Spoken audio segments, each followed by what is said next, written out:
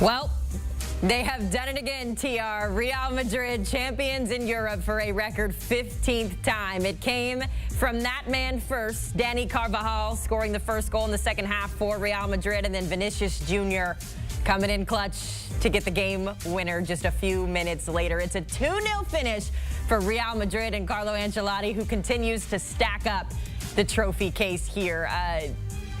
Not what we expected maybe in terms of how the goals came, TR, but they are here, and it is Real Madrid on top of Europe once again. As you take a look at the most Champions League titles ever, Real Madrid standing tall, Los Blancos with 15. The next closest, AC Milan, with 7.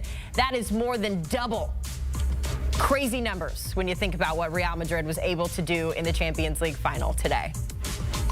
And we want to welcome you into our CBS Sports HQ studios. Haley Sutton alongside Thomas Rongen. All right, TR, I'll hold my hands up. I was wrong. I thought Dortmund was going to pull it out. And honestly, in that first half, it looked like they were knocking on the door. But the problem is they left it scoreless in the first, and Real does what they do best. It's 2-0 Absolutely. for them. Actually, through 70 minutes, this game looked in control, not in terms of possession, but chance creation. Courtois, who, by the way, was the MVP in 2022 when they won it 1-0 against Liverpool, comes up with 2 big saves to keep his team at 0 as well. And then we talked about set pieces, Haley. You remember? Your X Factor. It was your X Factor. Spoke about Hummels. In this case, you get Toni Kroos in his last game, one of the best dead ball specialists to get, obviously, that corner in. The smallest guy in the pitch, you're right, and who's been a Madrid legend, been there from day one. Carvajal with the winner, and then, because I'm telling you, that back four of Dortmund did well against Rodrigo, Vinny, and Bellingham. We didn't mention their names. And boom, here they come alive. Bellingham to Vinny to seal the deal at 2-0. Royalty and the legend of mystery of Real Madrid just continues. And these players in this club, they just feed off this as well. And Ancelotti is 5th, by the way. Yeah, that's now what I was the gonna winningest say. coach in UCL history after obviously Real Madrid won their 15th today. Unbelievable. You always know when Ancelotti pops the gum in walking into the tunnels for halftime that this means business for Real Madrid. I kind of want to dive a little bit more into those goals because, as we mentioned, Dortmund, it's funny, they kind of got the PSG treatment where they hit the post a couple of times, really unlucky. They had a chance to be up 2, maybe 3-0 going into halftime, but when they leave it open like that, TR, for Real Madrid to make those second half adjustments, to talk about what went wrong and then coming back out onto the field, what did that sort of do, and why did that allow Real to open up the scoring in the second? Well, I think youth versus experience, and Edin Terzic is his first final.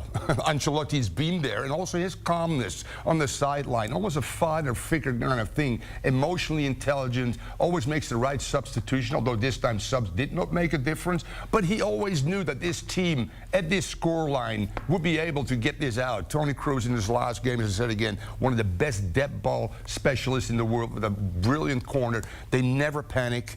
They love being under duress somehow. They take punches never go down. And then, by the way, when they punch, it's a knockout punch, quite frankly, with that first and fairly quickly thereafter, that second goal by Vinny, set up by Jude Bellingham, the former Dortmund guy, by the way. Yeah, we talked about it in the pregame. Real Madrid loves the late game dramatics. They now have 20 goals that have come after the 75th minute when trailing or tied at that point in the game. So they continue to capitalize. Before we look ahead to the Dortmund side of the ball here, when it comes to Real Madrid, the rich just get richer because they finished this season with a La Liga title, they get a Champions League title, and now they welcome in Kylian Mbappe, one of the other great players in the world. I mean, how much better can Los Blancos get?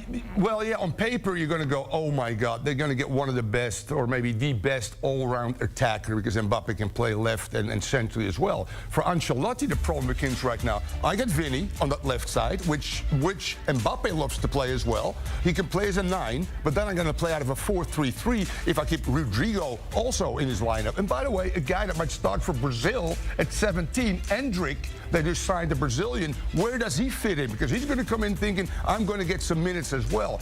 Yes, it's a luxury, but also managing now the locker room with a guy coming in that earns more than anybody else, a guy that has said 3 times no to Real Madrid and finally said yes. I'm not so sure if this was driven by Florentino Perez, who loves the Galacticos name, or by Ancelotti. But if there's one guy that can deal with players and a locker room and keep them united, is Carlo Ancelotti. Yes, they will get better. We'll be very interested to see tactically how this team is going to morph now with Mbappe in something a little bit different than they have been the last few years. They'll have to wait and see how that sort of all comes to fruition. If we go back to the game here, we've got the game stats. As we mentioned, it was kind of, you know, either way when you looked at this until about the 70th minute, and that's when Real sort of turned up the heat here. But TR, when you look at the game stats, 2 goals for Real Madrid on 13 shots, none for Borussia Dortmund when they had 12. I mentioned it 2 times they hit the post in that as well. What stands out to you about how Real was able to win when you look at the numbers? What stands out to me is that Real completely, as you said again, through some subtle adjustments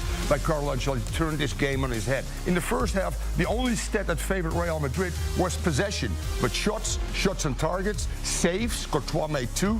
Robel had to make none, and all of a sudden, this now goes to 12 to 13 shots for Madrid, 6 to 4 on goal as well, and they scored obviously 2 out of those 6, whereas Dortmund looks at 4 great opportunities and can't find the back of the net. And sometimes for this Cinderella team, this occasion might have been a little bit too big with some inexperienced players, but what a run by Dortmund, by the way. And if they go up in that first half, it might be a different game, although you never count Real Madrid out. But they just turned it up around the 70th minute when Dortmund had to make some changes due to fatigue. Ademany, who's absolutely brilliant, got cramps, and all of a sudden Royce comes in, a different player, and all of a sudden they can't find their rhythm. And that's when the big boys, the Kroos, the Bellinghams, and the Vinny says, boom, boom, boom, here you go. Thanks for coming. 2-0, another final. See you later. Yep. We talked about the youth versus experience. How do you like this, though? Etching on history. Real Madrid's name has been on there more than any team in the history of the Champions League. They are so good at what they do. Toni Kroos, of course, talking with his coach there in his final game in a Real Madrid jersey. We know his time is coming to an end. Marco Reus as well, playing his last minutes with Dortmund. A lot of goodbyes here.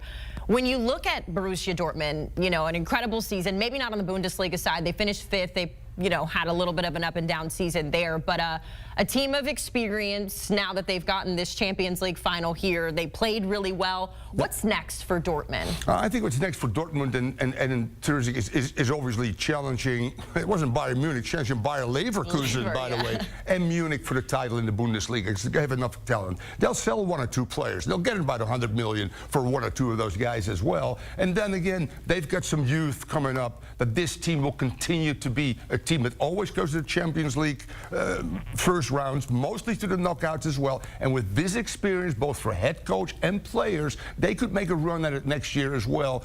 Again, a bit as the underdog, but playing some really good football, in particular the first 45 minutes, where at times they dominated play. They threatened with through balls, Hummels a few times as well. Caused some problems for Real Madrid, but Madrid just never dies. And that mentality, that doesn't happen overnight. The reason why they're there for 15 years now. What's the stat here again? That not lost a UCL final since 1981, winning 9 straight in the last 9 finals. It's crazy. Crazy.